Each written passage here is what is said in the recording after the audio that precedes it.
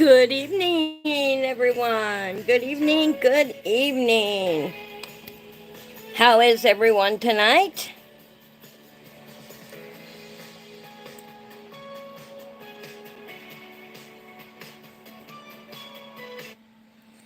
Oh, here we are.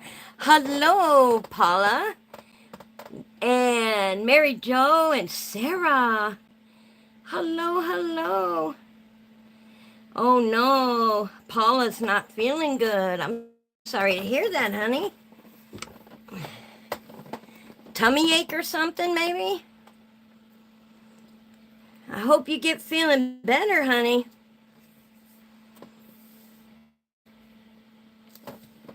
That's not good. I know when I don't feel good, I know how that makes me feel. Aww. Oh, Sarah's anxiety. Sorry to hear that. Oh, that's right. You had your shot this afternoon. We are on chapter 3. And back on Blossom Street. Ooh, I just knocked my poor little tablet south. It's all right. I'm going to set it up over here where it's safer. Yeah, I did forget about your shot there for a minute. Yeah, that will definitely not make you feel good. And it's not fun when your anxiety is high either, Sarah. So I will say a prayer for both of you tonight. That's for sure. And hopefully the story will definitely help you because we are on chapter 3. And we are following chapter by chapter the life of Liv Morgan. A cat snoozed in the window of the yarn store next to a wire mannequin wearing a knitted sleeveless top. A neatly lettered sign indicated that it was crafted in Morning Glory, a cotton blend yarn. The ribbing was done. She recognized the cable stitch from when she was a kid. The project she had been knitting when her mother died had a cable on it. Libby had never completed the sweater, and she didn't know what had happened to it. No doubt her father or stepmother had gotten rid of it long ago. A bell rang above the door when Robin entered the store. Libby felt drawn inside, 2 steps into the shop, and she paused as a warm sensation settled over her. A welcome. She could still remember the last time she'd been inside a yarn store. She'd been there with her mother. Wool was displayed against the wall in bright white bins. Everything was organized by color, creating a fascinating mosaic. Just seeing the red, green, yellow, and blue tones and textures mesmerized her.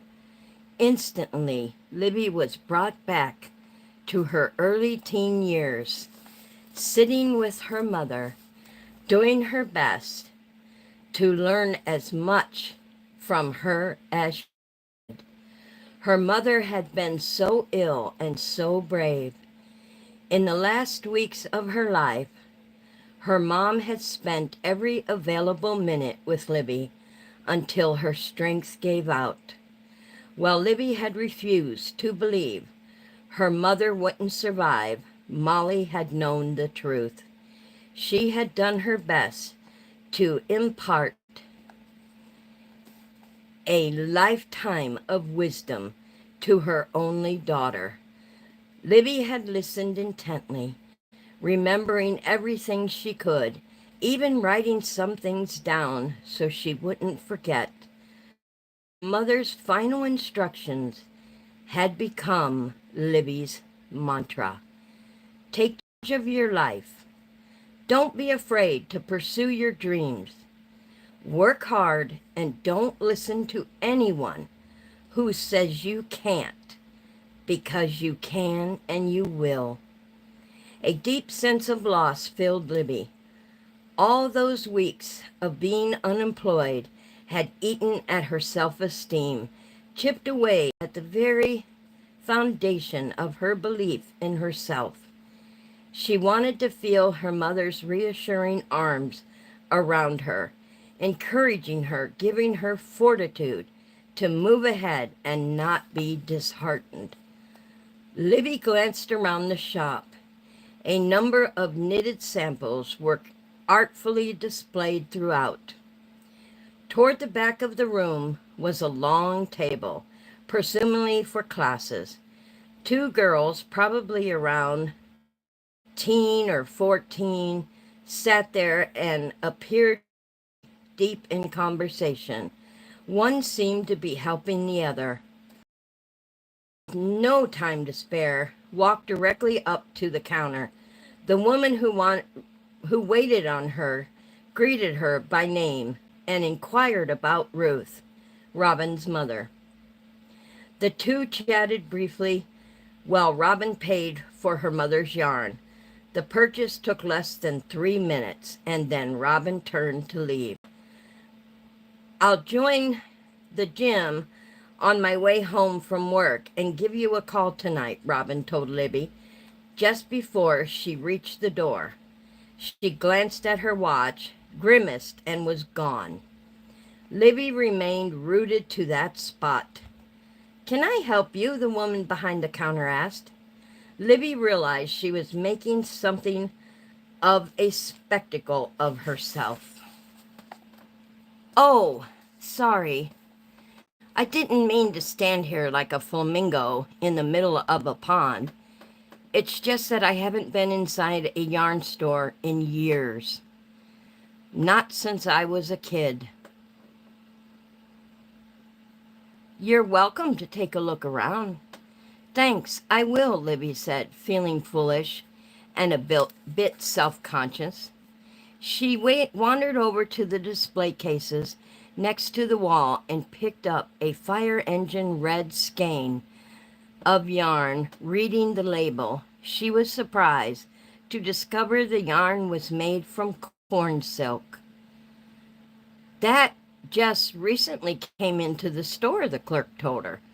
My name's Lydia Goats, by the way. Libby, she said, Libby Morgan. She set the yarn back in the bin.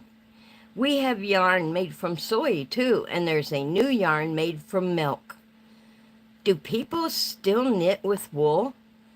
With all the alternative fibers, Libby had to wonder.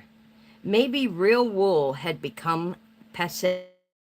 Lydia smiled. Oh, yes, the vast majority of the yarn we carry is made from wool. There are lots of blends, though. The world of knitting has changed drastically in the last several years. You would be amazed. Already am. Lydia automatically straightened out a bin, restacking the skeins. If you need any help, just say the word. Libby nodded and started towards the back of the store, where the two teens sat. Hi, one of the girls said. I'm Casey, and that's my mom. She owns the shop. Hi, Casey, Libby smiled at the girl. She realized Casey wasn't knitting, but crocheting. Casey appeared to notice Libby's interest. I'm much better with a crochet hook than I am with knitting needles. This is my friend Ava. Teaching her to crochet.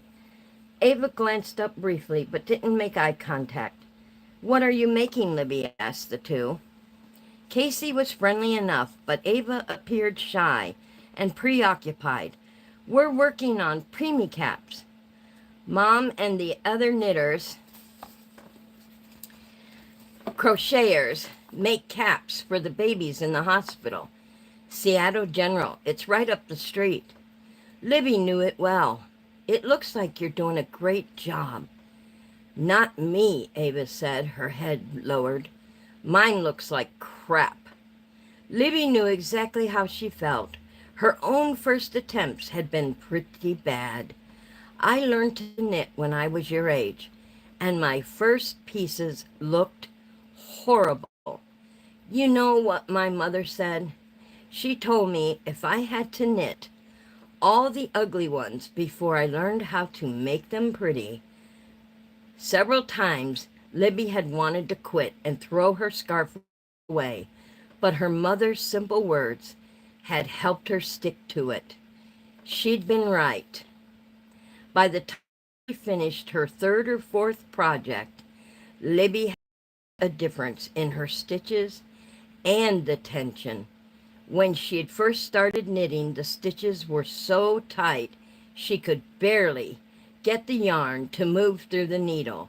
Gradually she relaxed. By then she had knit a scarf, a dishcloth, another scarf, and had started on a vest.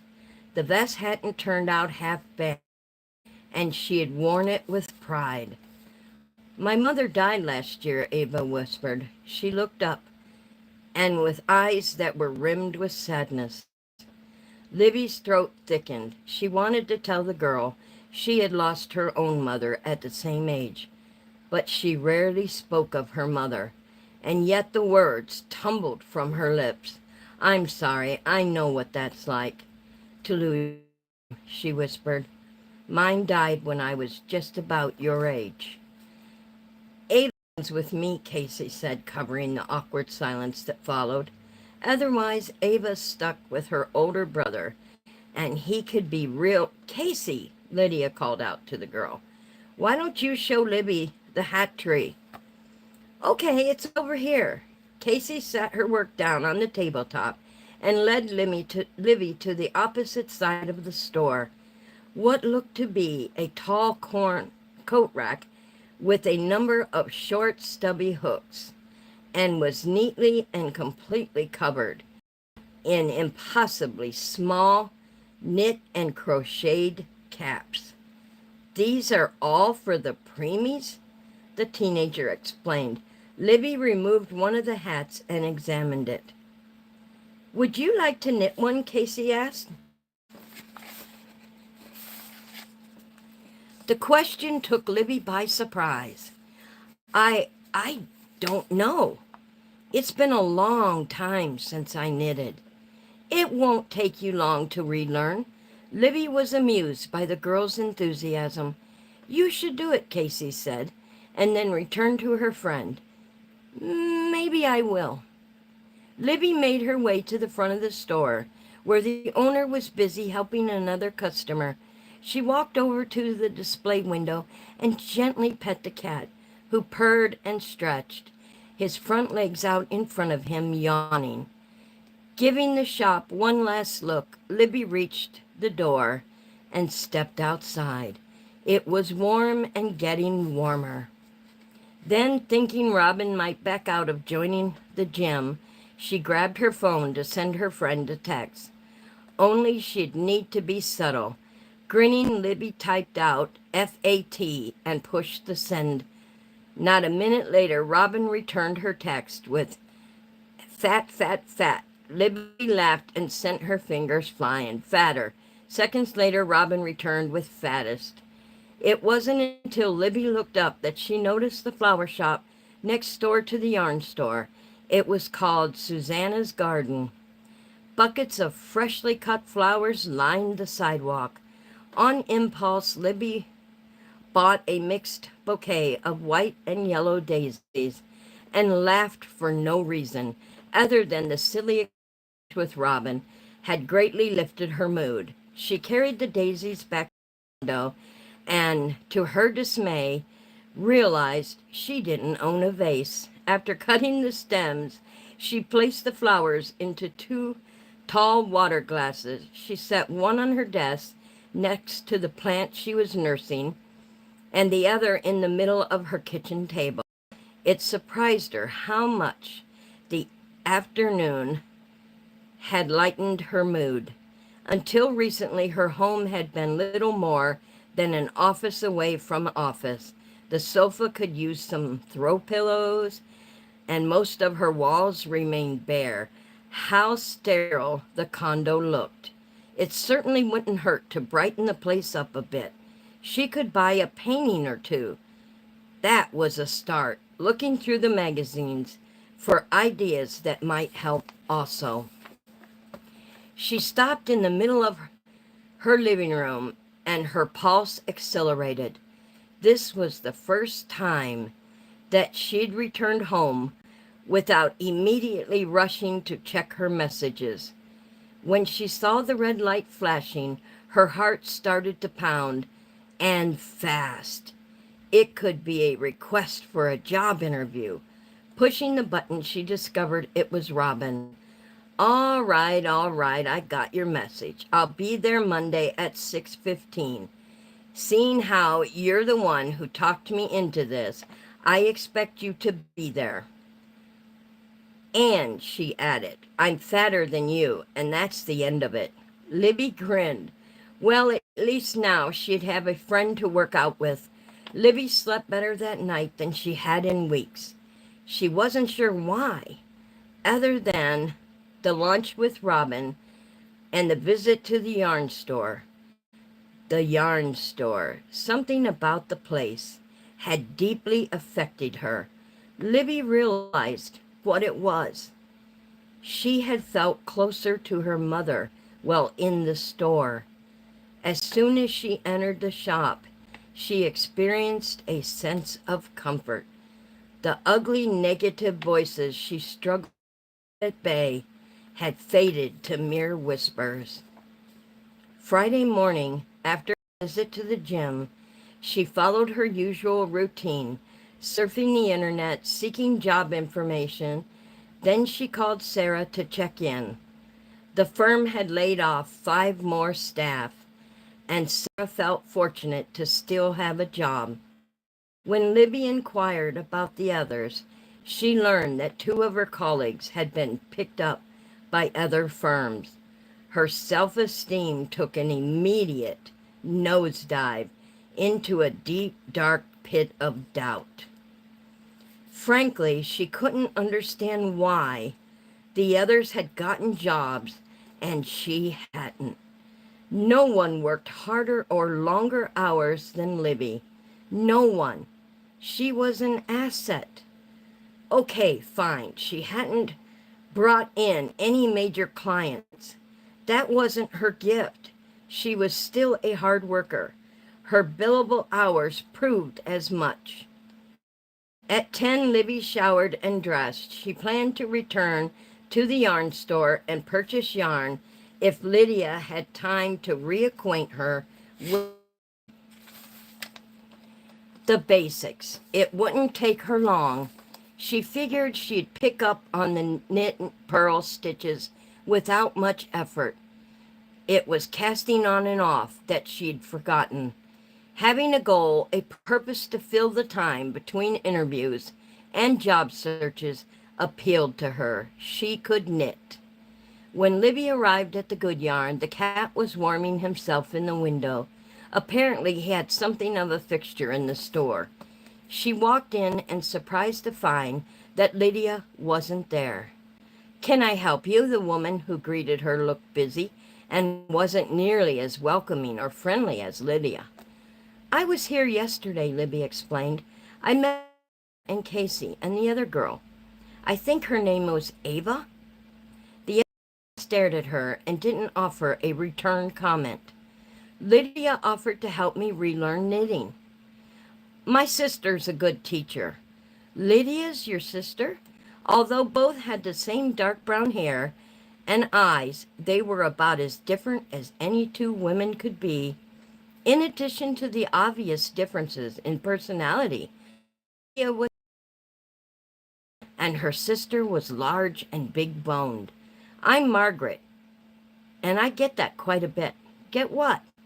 That look of surprise when people find out Lydia and I are related. She had cancer as a kid, and I think it stunted her growth. Oh. She took our mom to her doctor's appointment this morning. We take turns helping Mom. Libby walked over to the display for the preemie hats. I was thinking I could probably knit one of these, but I need a bit of guidance getting started. I can help you with that, Margaret came out from behind the counter. Sorry if I seem brusque, Lydia's much more of a people person than I am. Do you have needles? No. Actually, I'll need everything. No problem. Walking at a brisk pace, Margaret went up to one of the end of the store, collecting items. What color of yarn do you want? Oh, pink? Blue? Neutral? Neutral, I guess. Livy had trouble keeping up with the other woman. Margaret grabbed a peach-colored ball of yarn, the pattern Liddy prefers to knitting in a round, but she has another for straight needles. She paused and looked up at Libby. Libby blinked, unsure what the question was. I don't know. I've never knit anything to the round. Not a problem, Margaret said, and grabbed a pair of straight needles off the case. In addition to yarn and needles, you'll need a measuring tape and scissors. This charity project was quickly adding up. Exactly how much is it going to cost me? Less than you think. Lydia gives a discount when knitters buy yarn for charity purposes. Okay, tallied up everything. Libby withdrew her debit card. Will you be able to help me this morning, now that she had the yarn and needles? Libby was eager to get started. Sure thing. Someone else stepped into the store, and Margaret greeted her by the name. Libby settled down at the back table where she had met Casey and Ava the day before, and waited for Margaret to join. Margaret joined Libby. I usually crochet, she explained, but I knit too. It would probably be best to do a knitted cast-on. She handed Libby the pattern, which was on a single sheet of paper. The picture repeated copying, but Libby didn't think that would matter. Sure. Whichever cast-on you think would be best. You might want to read the instructions all the way through first, she suggested. Okay, Libby reached the sheet. They were actually pretty easy to understand. You finished? Libby nodded. Margaret made a single loop and slipped it into the needle. It only took watching Margaret cast on 2 stitches before Libby picked up on how it was done. Another customer dropped by, and Margaret stepped away from the table. By the time she returned, Libby had required a number of stitches on the needle. I suggest you make the hats in stockish stitch, which is knitting 1 row and purling the next. Once you're comfortable with that, Lydia can show you how to knit in the round with either double-pointed needles or 2 circular needles. This sounded like a bit of Greek to Libby, but she nodded as though she understood. Libby had her first hat finished by the time Lydia returned. Casey was with her, and the teenager broke into a huge grin as soon as she saw Libby. She hurried to the back table. You came back. Libby smiled at the girl's enthusiasm. You inspired me. Ava's coming by later. Can you stay? It wasn't like Libby had any place else to rush off to. Sure, I'll sit with you if you want. Casey pulled out a chair and sat down next to Libby. She took her project from her backpack and started to work on it. After a few minutes, Lydia joined them. Libby, I'm glad you decided to come back. I see Margaret got you set up. She nodded. The stitches aren't that even. Remember what you told Ava, Casey reminded her. It really helped. She was ready to quit, and then you said she had to crochet all the ugly ones before she could do any pretty. She's still waiting for the pretty ones, but I told her they're coming. Apparently, I have a few ugly ones left in me too, Libby said, and smiled. Casey smiled back. And that takes us to chapter 4. How do you guys like the story so far? It has become an awesome, awesome story. And, I can see where it's going, kinda. I know we are only in 3 chapters in, uh, but I think Libby, from what we gathered from Libby, she's a workaholic. Um, she doesn't spend time nesting or making her home comfortable. Um, she doesn't socialize with others. And so I think her not getting a job is helping push her into the right direction. I mean, that's how I feel about it. How do you guys feel about it so far? Chapter 4. Bright and early Monday morning, Libby waited till the gym lobby for Robin. They continued to text over the weekend, but her friend hadn't mentioned the gym again. I wasn't sure if you'd show, Libby admitted when Robin walked through the door. Robin, who had never been much of a morning person, growled back, "Me either, but I'm here."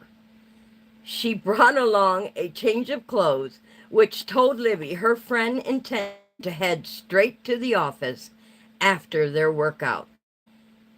It was what Libby would have done if she were employed. Not that she needed a reminder that she was without a job.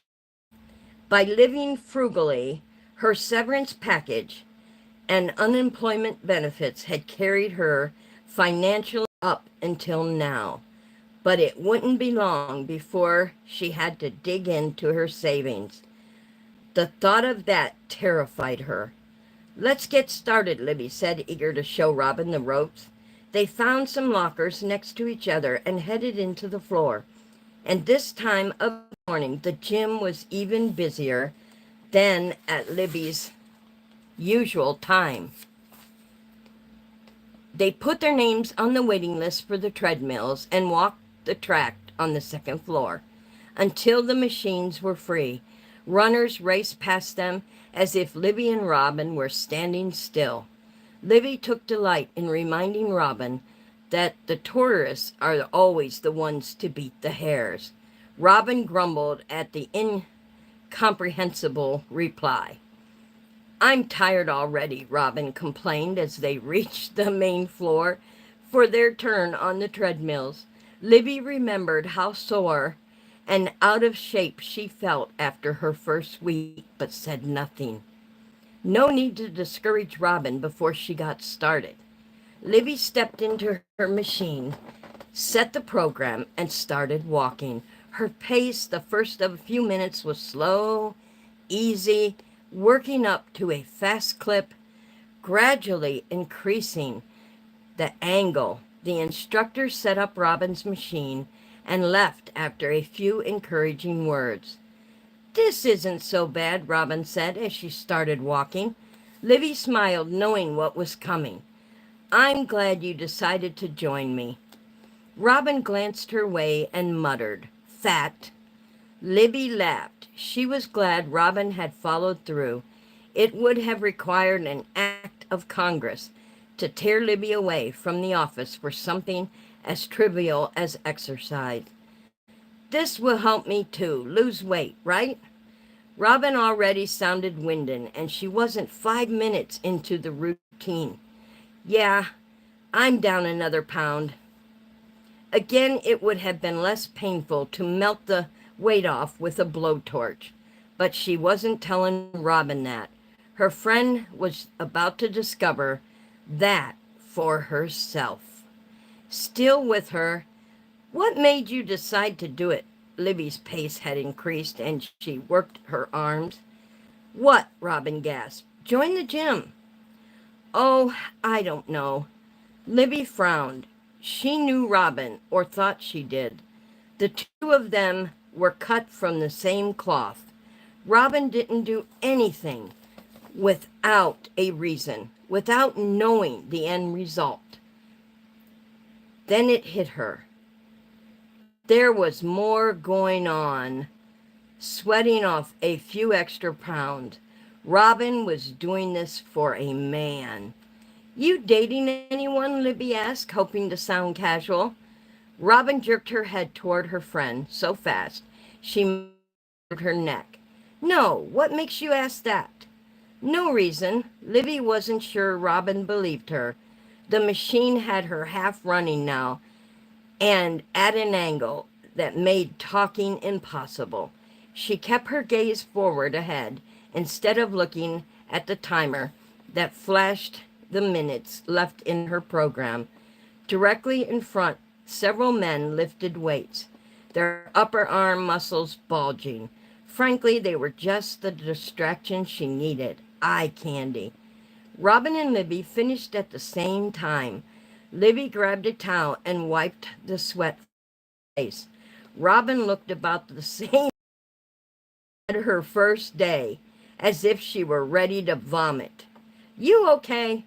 Robin stared back at her. You know CPR, right? Libby smiled. Yeah, I got certified in high school. They entered the locker room and sat down on the bench to collect their breath. When was the last time you went on a date? Robin asked. Libby had to think about it. Following her divorce, she basically avoided relationships. Getting involved hadn't seemed like a good idea until she made partner. If she wanted to avoid the pitfalls of her failed marriage, then conflicting schedules certainly didn't help. Joe cooked the dinner shift while Libby maintained a normal daytime work schedule, so they rarely saw each other. And by the time she was home from the office, he was already at the diner. After a while, they became more roommates than lovers. As the months progressed, their worlds seemed to grow further and further apart. Libby vividly remembered the day she arrived home to discover that Joe was at the apartment instead of the diner. At first, she'd been thrilled to see him, but then she realized why he was there. He was packing up to move out. I'm going to take a small drink, y'all. I hope you are enjoying chapter 3 and 4. I'm going to get a small drink here.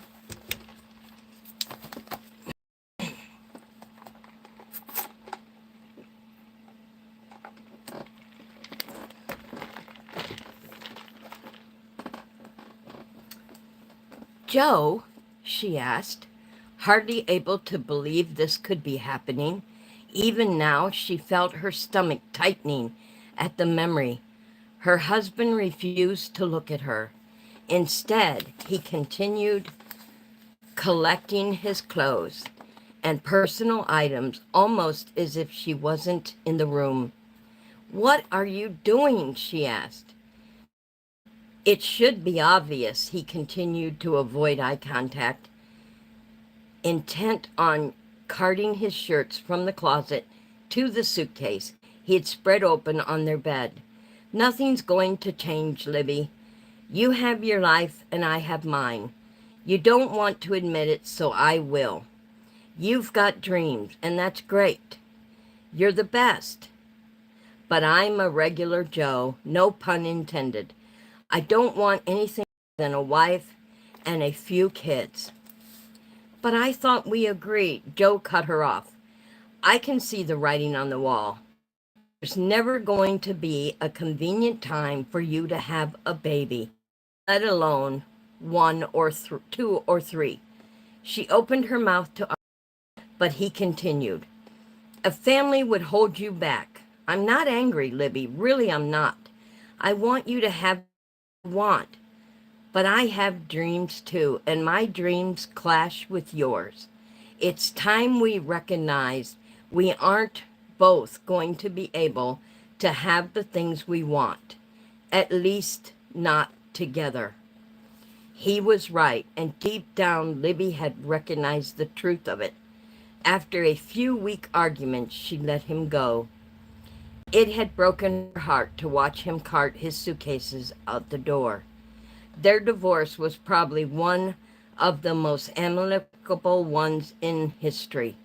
Once it was final, they met for lunch and hugged afterwards. Libby cried against his shoulder, and Joe held her close. Then they broke apart, walking away in separate directions. He had remarried within a year, a waitress from the diner. Although they were no longer in contact, she wished Joe love and happiness. That was 3 years ago. 3 long years. She'd regretted her failed marriage, and afterwards had thrown herself into her career even more.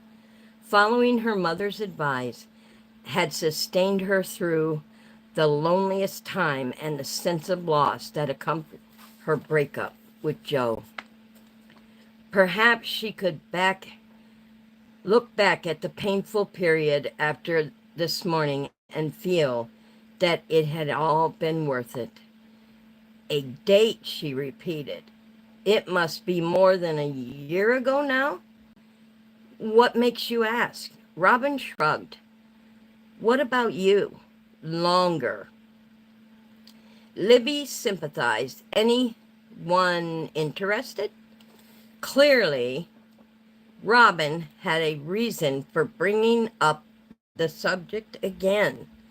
A man interested in me, Robin repeated. Not that I have noticed. Anyone you find interesting?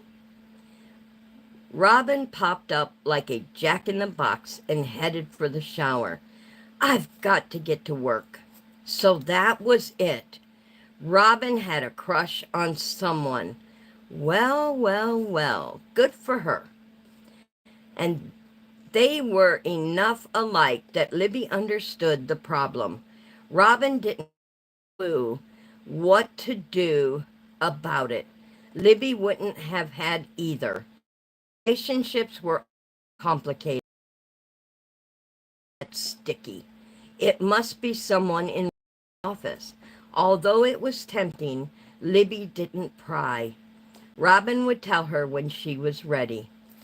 Libby grabbed her towel and followed her friend into the shower.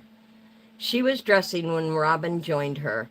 I went back to the excuse me. I went back to the yarn store, Libby mentioned casually, looking up at her bra.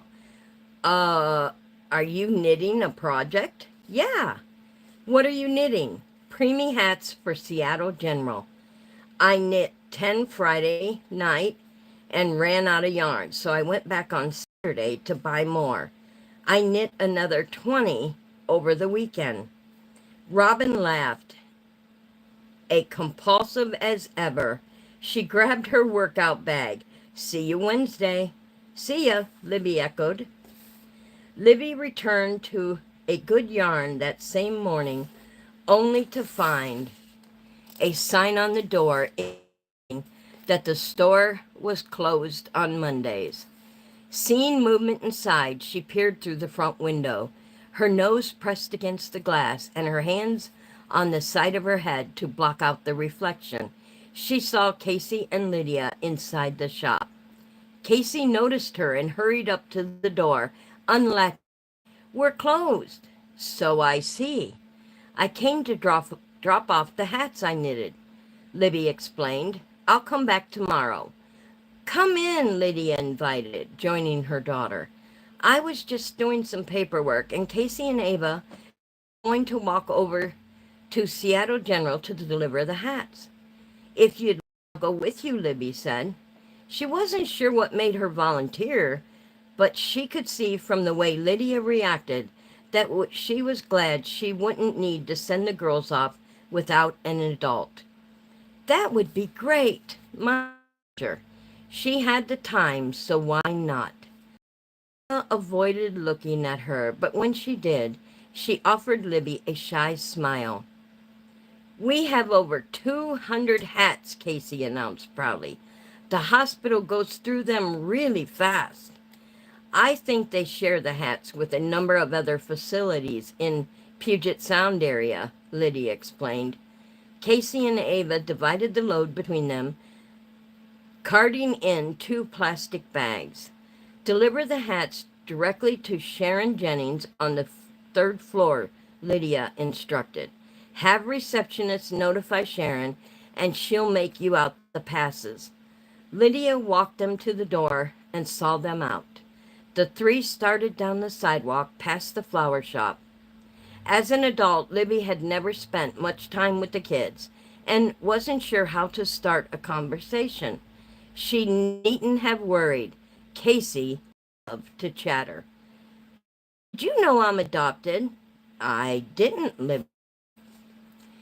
I was 12 and came in as a father. Lydia and Brad wanted a baby, but they got me instead. I have a little brother. He isn't adopted.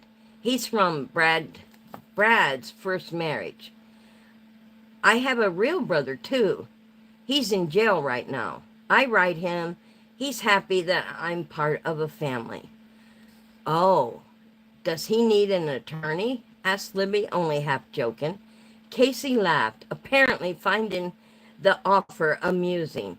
It's too late for that. Lee's getting out soon and is thinking about joining the army if he can. Brad told me the army had high standards these days and they might not take him. You have her too, don't you, Ava? Libby asked, wanting to draw the other girl into the conversation. Ava nodded. He's 2 years older and a real pest, Casey supplied. Ava lives with her grandmother and her grandmother works.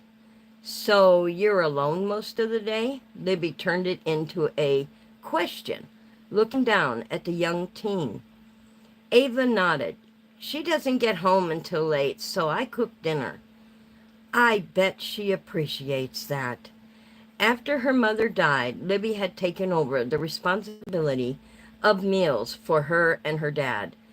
Her repertoire of recipes had been limited, but her father rarely commented or encouraged her. Perhaps that was why Libby had never enjoyed spending time in the kitchen. No need, considering what was excellent cook Joe was.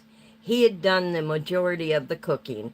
Following the divorce, she missed his home-cooked meals almost as much as she missed him. Grandma doesn't eat much, Ava added. After work, she goes to the tavern to unwind with her friends. Oh, Libby wasn't sure what to say. That bit of information spoke volumes, and she had sneaking suspicion Ava's home life wasn't all that wonderful. Where's your father? Ava shrugged. Don't know. I haven't seen him since I was a kid. But she still was a kid.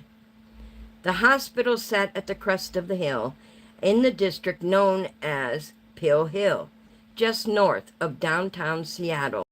The last couple of blocks were a steep climb. Either Libby was in better shape than she realized, or the hats were heavier than they looked, because Ava seemed to have a difficult time keeping up with her and Casey. Seattle General's front entrance came into view. Do you know Sharon Jennings? Libby asked.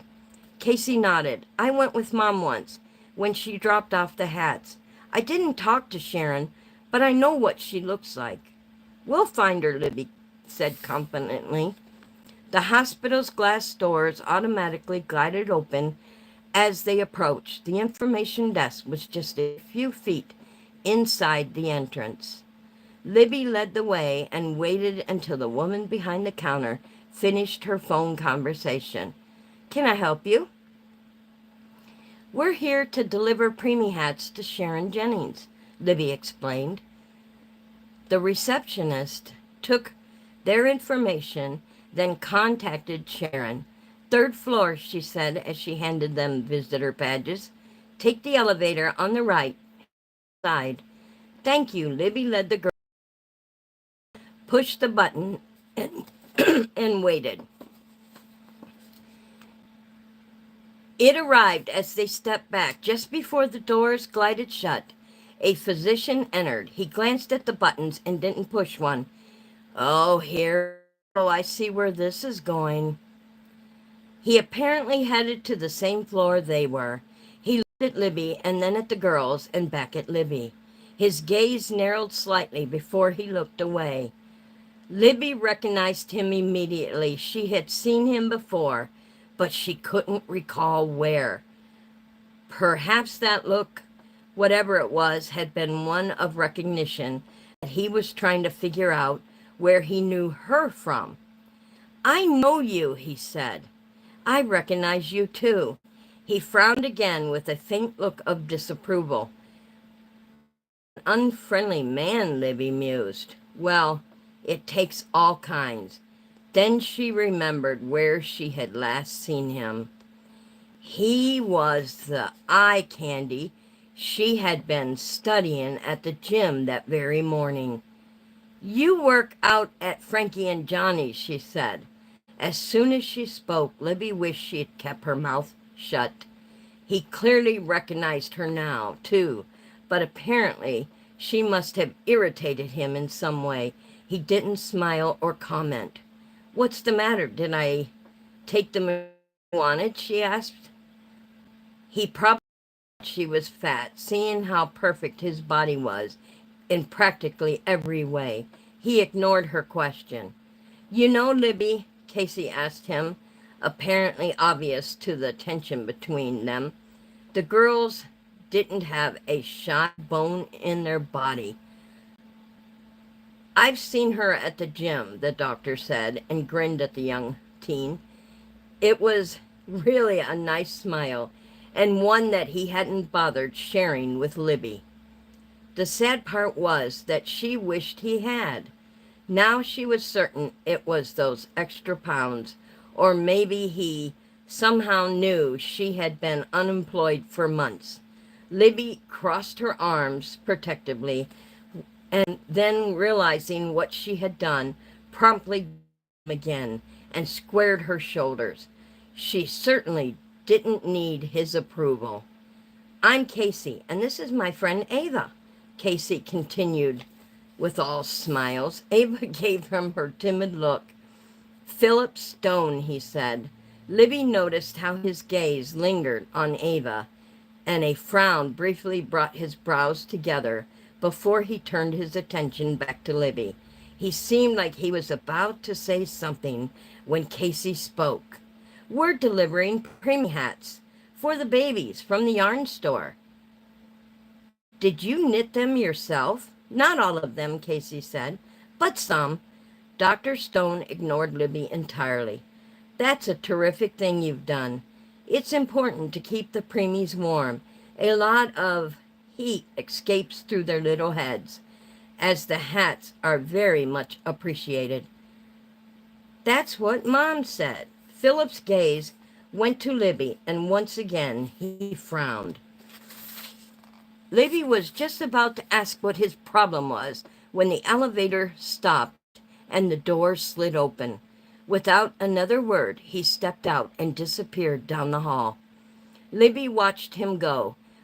What an pleasant, egotistical man. He didn't even know her, and he had managed to make her feel like scum. Perhaps he assumed she had been hitting on him at the gym. That was ridiculous.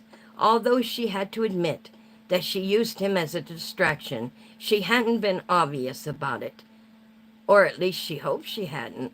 Libby willingly admitted he was easy on the eyes, but that didn't mean she was interested in him as anything more than a diversion. He seemed likable enough, until now, that is. Watching the other men, Libby could tell there were to amaze everyone else with how many pounds they could lift. They weren't subtle about it. Libby hadn't caught the doctor glancing at himself in the mirror, nor did he appear to show off. He was there to work out, just as she was. Nevertheless, he had cute enough to attract her attention. Now that they have met, she would look elsewhere. Hello, girls, said the woman at the nurse station. Lydia phoned to tell me you were on your way. Sharon Jennings, Libby asked. That's me. Sharon was a middle-aged woman dressed in a flowered smock and white pants. Her smile was ready and warm. I see you met Dr. Stone. His name is kind of befitting, if you ask me. What's his problem? Libby asked, unable to hold back the question.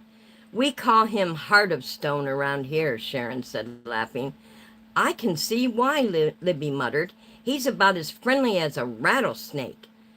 But he's cute, Casey countered, eager to defend the physician. Yeah, real cute, Sharon concurred. And a great doctor. Why do you call him Heart of Stone? Casey asked. Frankly, Libby was curious to know herself. Clearly, he wasn't the warmest person, but it sounded like there was more than that. He breaks hearts. Plenty of women who work here have set their sights on Dr. Stone, but he wasn't interested. I suspect he had a bad experience with someone and his hospital relationships. Apparently, he's looking to avoid relationships altogether, for his reaction to her was typical. The nerve of the man. Rarely had Libby taken a dislike to anyone the way she... From the look of it, the feeling had been mutual. We brought you more hats, Casey said. That's wonderful. Sharon took the 2 plastic bags and set them behind the counter. I'm Libby Morgan. Glad to meet you, Libby. Can we look at the babies? Ava asked. Of course. Sharon led them to the window that overlooked the nursery. The newborns are here with the preemies in a separate section. The babies were lined up in a neat row in small cribs, and the surnames posted on the headboards. Each one was swaddled in a blanket of either pink or blue. They are so cute, Casey said, staring at them through the window. That one's crying, Ava said, pointing to the baby with the name Wilcox printed on above his head. Shouldn't someone see what's wrong? Crying is good for their lungs, Sharon explained, but we're also short-staffed. We rely on volunteers to come in and rock the babies. Can I volunteer? Casey asked. I love babies. Sorry, sweetie, you have to be over 21. Libby noticed the rocking chair in the corner. Sharon must have followed her gaze because she looked at Libby and said poignantly, like I said, we could use a few more volunteers. Oh, I see where this is going, guys. Don't look at me, Libby said, pressing her hand over her chest. I don't know a thing about babies. You don't need to, Sharon insisted. All that's required is to hold the baby and rock. You'd be amazed at how comforting it is. I swear the rockers get as much out of it as the Rockies. Comforting babies? Libby had given up because she insisted on delaying having children. So her career was at the right point. Seeing these newborns stirred awake a long-buried desire. She couldn't help but wonder what might have happened if she had given in and had Joe's baby. Well, it was a moot point now. Still, the thought lingered. You might consider volunteering, Sharon urged softly.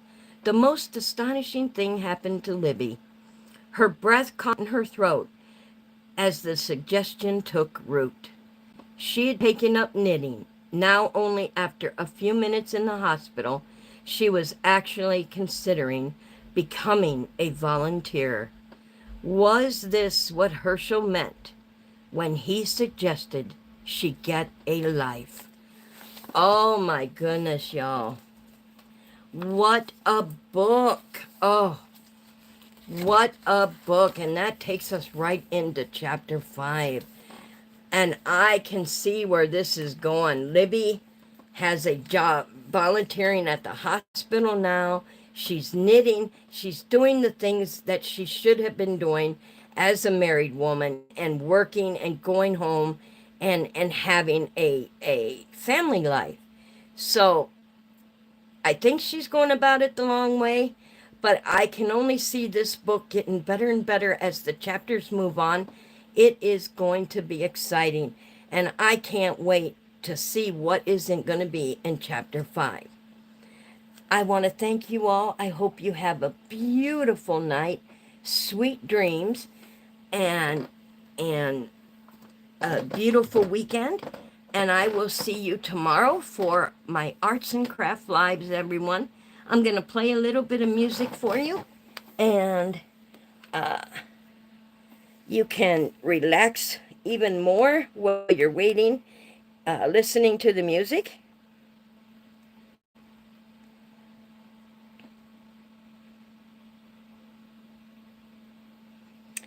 Thank you so much, you guys. I appreciate all of you, and I hope you are enjoying the book as much as I am.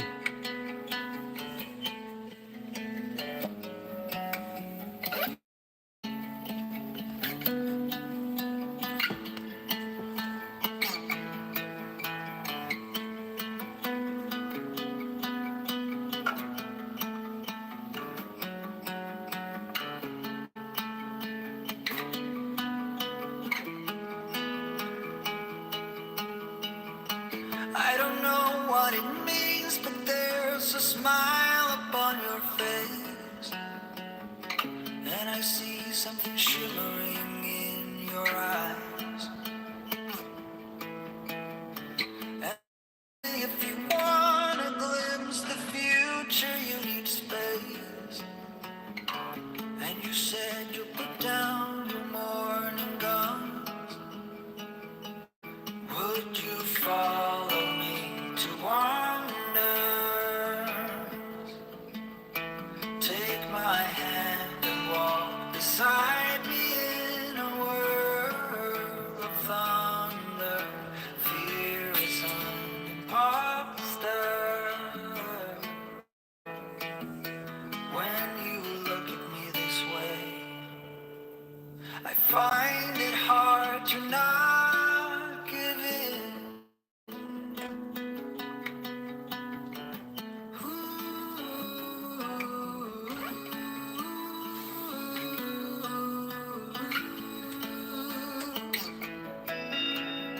So the days became weeks, it felt just like the night before.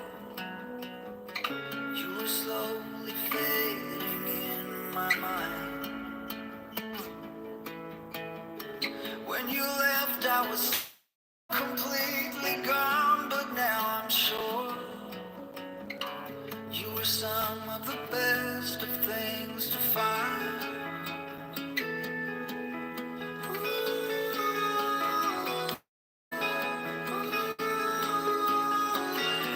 Would you follow me to wander? If you're everything that matters to me, makes me wonder why I can't get over.